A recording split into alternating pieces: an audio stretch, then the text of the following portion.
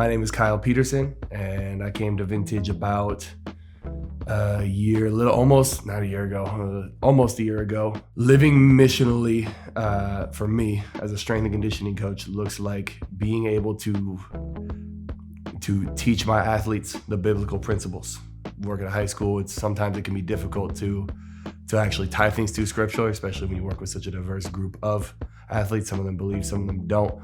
But teaching them principles that we know work, and it kind of gets them thinking. And those principles are usually almost always have some sort of biblical tie to them.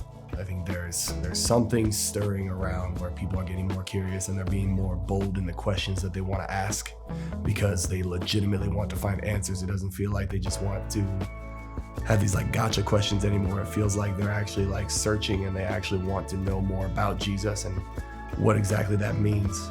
I'm praying that these kids have questions and that they ask them to somebody who can give them answers. And I pray that the Holy Spirit is with those mentors, was with their parents, is with their counselors when they ask these questions, that they can receive answers that are satisfying. Because at the end of the day, that's the best place for them to be.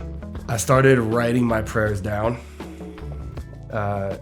because it gives me something to look back on.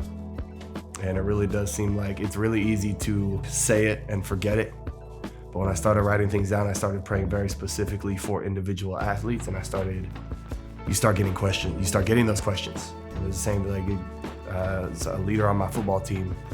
I was able to ask him, "What are you reading?" And he comes back with an answer, and this kid's fired up. And he's by all means not a kid that you would expect to be fired up about Jesus, but you start digging into those details, and he just lights up his face. And I'm excited that we see that among more and more of our high school students.